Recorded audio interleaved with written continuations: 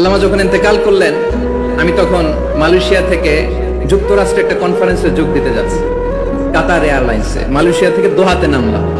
দোহায় যখন আমার ট্রানজিট, তখন শুনতে পেলাম যে আল্লামা বিদায় নিয়েছেন। সোশ্যাল মিডিয়ায় শুনে বিশ্বাস করতে পারলাম না। মুহূর্তের মধ্যেই মাসুদ সাইদি ভাইকে মেসেজ করলাম, উনি কোনো উত্তর দিতে পারলেন না। মাসুদ ভাইয়ের সাথে যখন কোলাকুলি করি, আমাদের শামীম ভাইয়ের সাথে যখন কোলাকুলি করি, মনে হচ্ছে আল্লামা সাইদির ঘ্রাণ পাই। শরীরটা লিটারালি কাঁপছিল, নিজেকে মানাতে পারছিলাম না, বিশ্বাস করতে পারছিলাম যে আসলে আল্লামা বিদায় নিয়েছেন। ইন দ্য মিন টাইম আমার সেকেন্ড ফ্লাইট, দোহা টু নিউ ইয়র্ক, 12 ঘন্টার ফ্লাইটে উঠলাম। ইন্টারনেট থেকে বিচ্ছিন্ন হলাম। নামার পরে শুনলাম আল্লাহু আকবার, যেখানে ওনাকে কবরস্থ করার কথা ছিল সেখানেও কবর দিতে দেয়া হয় নাই। ছবিগুলো দেখতে লাগলাম, হাসিমাখা মুখ, হাসিমাখা নিথর দেহটা, মরণে হাসিবে তুমি কাঁদিবে ভুবো। From east to west, from north to south, the entire globe, গোটা বিশ্ব ওনার জন্য কেঁদেছে।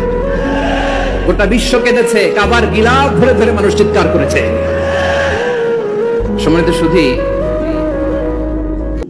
হযরতুল আল্লাম শহীদ মরহুম আল্লামা দেলওয়ার হোসেন সাঈদী রাহিমাহুল্লাহ, ওনার স্মৃতি বিজড়িত আজকের এই ঐতিহাসিক প্যারেড ময়দানের তাফসিরুল কোরআনের প্রোগ্রামে সব আছে।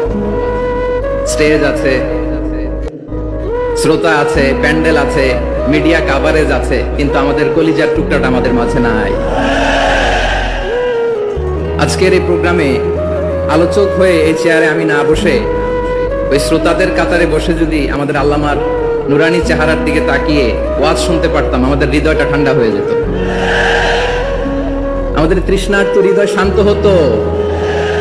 সব আজকে আছে, কি যেন নাই, ঠিক কিনা বলেন? আল্লাহ তাআলা প্রতি 100 বছরে একজন মুজাদ্দিদ পাঠান, প্রতি 100 বছরে একজন মুজাদ্দিদ, যিনি সমাজকে সংস্কার করেন। আল্লামা দেলওয়ার হোসেন সাঈদী রাহিমাহুল্লাহ ছিলেন তেমন একজন মুজাদ্দিদ। চিৎকার করে বলেন ঠিক কিনা? উনি শিরক বিদআতের আস্তানাকে তছনছ করে দিয়েছেন, তাওহীদের বাণীকে সমুন্নত করেছেন, গণমানুষের কাছে তাফসিরুল কোরআনকে জনপ্রিয় করেছেন। আজীবন আজীবন তিনি ইসলামকে বিজয়ী শক্তি হিসেবে দেখার স্বপ্ন দেখতেন। এত প্রাঞ্জল ভাষা, এত চমৎকার আধুনিক প্রেজেন্টেশন, গণমানুষের কাছে কোরআনের তাফসিরকে এভাবে জনপ্রিয় করে তোলার মতো ব্যক্তিত্ব আল্লামা সাঈদী ছাড়া দ্বিতীয় কেউ এই বাংলার ভূখণ্ডে নাই। এই যে তাফসিরুল কোরআন, এই যে টার্মিনোলজি, এই টার্মটাই উনি আসলে জনপ্রিয় করেছেন। আমরা আগে জানতাম না যে এভাবে তাফসির করা যায়, এভাবে scientific indications of the Holi কোরআনকে মানুষের কাছে পেশ করা যায়, এভাবে এত জীবন ঘনিষ্ঠ করে, এত ইন্টারঅ্যাক্টিভ করে কোরআনের কথাগুলো মানুষের কাছে উপস্থাপন করা যায়। উনি অন্যায়ের বিরুদ্ধে সবসময় সোচ্চার ছিলেন, প্রতিবাদী কণ্ঠস্বর ছিলেন। ওনার আলোচনা শুনলে দেহের রক্ত টকবক করে ফুটতে থাকতো। আল্লাহু আকবার, আল্লাহু আকবার, আল্লাহু আকবার। He was a strong mouthpiece of Islamic revivalism. Islamic জাগরণের স্ট্রং মাউথপিস ছিলেন আল্লামা সাঈদী রাহিমাহুল্লাহ। অনেক দোয়া পেয়েছেন, আমরা পড়েছি, এমন জীবন তুমি করিবে গঠন, মরণে হাসিবে তুমি কাঁদিবে ভুবন। গোটা বিশ্বকে তিনি কাঁদিয়েছেন। আল্লামা যখন ইন্তেকাল করলেন, আমি তখন মালয়েশিয়া থেকে যুক্তরাষ্ট্রে একটা কনফারেন্সে যোগ দিতে যাচ্ছি, কাতার এয়ারলাইন্সে। মালয়েশিয়া থেকে দোহাতে নামলাম। দোহায় যখন আমার ট্রানজিট, তখন শুনতে পেলাম যে আল্লামা বিদায় নিয়েছেন। সোশ্যাল মিডিয়ায় শুনে বিশ্বাস করতে পারলাম না। মুহূর্তের মধ্যেই মাসুদ সাইদি ভাইকে মেসেজ করলাম, উনি কোনো উত্তর দিতে পারলেন না। মাসুদ ভাইয়ের সাথে যখন কোলাকুলি করি, আমাদের শামীম ভাইয়ের সাথে যখন কোলাকুলি করি, মনে হচ্ছে আল্লামা সাঈদীর ঘ্রাণ পাই। শরীরটা লিটারালি কাঁপছিল, নিজেকে মানাতে পারছিলাম না, বিশ্বাস করতে পারছিলাম যে আসলে আল্লামা বিদায় নিয়েছেন। ইন দ্য মিন টাইম আমার সেকেন্ড ফ্লাইট, দোহা টু নিউ ইয়র্ক, 12 ঘন্টার ফ্লাইটে উঠলাম। ইন্টারনেট থেকে বিচ্ছিন্ন হলাম। নামার পরে শুনলাম আল্লাহু আকবার, যেখানে ওনাকে কবরস্থ করার কথা ছিল সেখানেও কবর দিতে দেয়া হয় নাই। ছবিগুলো দেখতে লাগলাম, হাসিমাখা মুখ, হাসিমাখা নিথর দেহটা, মরণে হাসিবে তুমি কাঁদিবে ভুবো। From east to west, from north to south, the entire globe, গোটা বিশ্ব ওনার জন্য কেঁদেছে। গোটা বিশ্ব কেঁদেছে, কাবার গিলাফ ধরে ধরে মানুষ চিৎকার করেছে। এর চেয়ে শ্রেষ্ঠ মৃত্যুকার হতে পারে? আমাদের আল্লামার আর কি পাওয়ার ছিল বলেন? আর কি পাওয়ার ছিল? কুল্লু নাফসিন যায়িকাতুল মাউত, যারাই দুনিয়াতে আসবে তারা ইন্তেকাল করবে, এটা আমরা মেনে নেই, এটা আমরা জানি। কিন্তু অবাক করা বিষয় হচ্ছে আমরা আজও জানি না আমাদের আল্লামার মৃত্যু কি স্বাভাবিক হয়েছে নাকি এটা পরিকল্পিত মেডিকেল কিলিং ছিল। এটা যে পরিকল্পিত মেডিকেল কিলিং ছিল এটা ধারণা করার পেছনে অনেক কারণ আছে। তিনি আধিপত্যবাদের বিরুদ্ধে সোচ্চার ছিলেন, ফ্যাসিবাদের বিরুদ্ধে সোচ্চার ছিলেন, রাজনৈতিক প্রতিহিংসার শিকার ছিলেন। এজন্য এটা মেডিকেল কিলিং হতে পারে এ ধারণা আমরা করতেই পারি। আওয়াজ করে বলেন ঠিক কিনা? যে সময়টা আমরা কাটাচ্ছি এত সুন্দর সময় বাংলাদেশ আর পাবে না। আমাদের জন্মের পর থেকে এরকম চমৎকার সময় আমরা পাই নাই। এটাই আসল সময়। আমরা ইন্টারিম গভর্নমেন্টের কাছে দাবি জানাই উচ্চতর তদন্ত কমিটি করে এটা কি হত্যাকাণ্ড ছিল নাকি স্বাভাবিক মৃত্যু ছিল এই রিপোর্ট গণমানুষের কাছে প্রচার করে জানাতে হবে।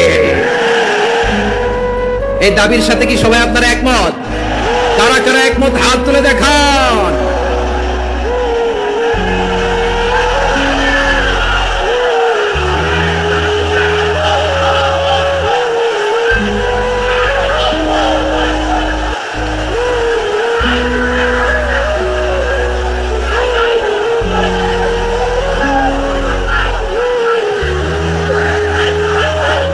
আমার প্রিয় ভাইয়েরা, প্রিয় চট্টগ্রামবাসী, আল্লাহ তাআলা তার এই মুখলেস গোলামকে তার জান্নাতুল ফেরদাউসের মেহমান হিসেবে কবুল করুক।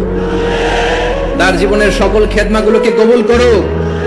জান্নাতুল ফেরদাউসের আলা মাকামে তাকে মেহমান হিসেবে কবুল করুক। আল্লামা শহীদ দেলোয়ার হোসেন সাঈদ রাহিমাহুল্লাহ, উনি ছাড়াও এই ঐতিহাসিক ময়দানে কথা বলেছেন আল্লামা লুৎফুর রহমান রাহিমাহুল্লাহ। চলে গিয়েছেন আমাদেরকে ছেড়ে। তিনি বলতেন ইনশাআল্লাহ মিজান আবার আসবে। হুজুর আমি তো আসলাম, আপনি তো আমাদেরকে ছেড়ে চলে গেলেন। আল্লাহু আকবার, আল্লাহু আকবার, আল্লাহু আকবার। গলায় কোনো সুর ছিল না, সুর দিয়ে কথা বলতেন না, কিন্তু এত চমৎকার শব্দের বুনন, এত চমৎকার প্রেজেন্টেশন, এত চমৎকার ভাবে ঐতিহাসিক বর্ণনাগুলো তিনি উপস্থাপন করতেন। মন্ত্রমুগ্ধ হয়ে আমরা আল্লামা লুৎফুর রহমানের কথা শুনেছি। আমরা হযরতুল আল্লাহ লুৎফুর রহমান রাহিমাহুল্লাহর জন্য এই বিশাল ময়দান থেকে দোয়া করছি, আল্লাহ তাআলা তুমি তোমার এই খাদেমকে জান্নাতের মেহমান হিসেবে কবুল করে নাও। আরো অনেক আল্লামারা এখানে কথা বলেছেন, বিশেষ করে বাইতুল শরফের মরহুম পীর সাহেব হুজুর থেকে শুরু করে আরো যারা যারা তারকাতুল্য ওলামায়ে কেরাম এই চট্টগ্রামের ময়দানে কথা বলেছেন, আলো ছড়িয়েছেন। আমরা এই লক্ষ লক্ষ তাওহীদি জনতাকে নিয়ে তাদের জন্য দোয়া করছি, আল্লাহ তাআলা ওনাদের জীবনের সকল ভুল ত্রুটি ক্ষমা করে দিয়ে তাদেরকে জান্নাতুল ফেরদাউসের মেহমান বানিয়ে নিক।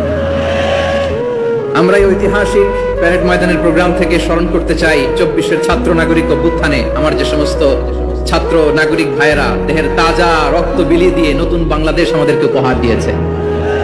বিশেষ করে আপনাদের এই চট্টগ্রামের শহীদ ফাইসাল, শহীদ ওয়াসিম সহ সকল শহীদকে আল্লাহ তাআলা কবুল করুক। আমরা সবাই পড়ি আমিন। প্রিয় ভাইয়েরা, আমি নগণ্য একজন কোরআনের ছাত্র, এত বিশাল মঞ্চে এত বড় প্ল্যাটফর্মে কথা বলা আমার জন্য সাজে না। তারপরে আমাদের মুরব্বীরা আমাদের ডানে বায়ে বসে আছেন, ওনাদের আদেশ ক্রমে, ওনাদের অনুমতি ক্রমে কিছু কথা আজকের এই ঐতিহাসিক প্রোগ্রামে আপনাদের সামনে উপস্থাপন করার চেষ্টা করব। ওমা তাওফীকি ইল্লা বিল্লাহ। প্রিয় ভাইয়েরা, 5 দিন ব্যাপী এই তাফসীরুল কোরআনের প্রোগ্রামে অনেক ওলামা হযরত কথা বলেছেন। যারা কোরআন সুন্নাহ থেকে আমাদেরকে কোরআনের কথাগুলো শোনালেন, আমরা যেন সেগুলো আমল করতে পারি, আল্লাহ আমাদেরকে তৌফিক দান করুন।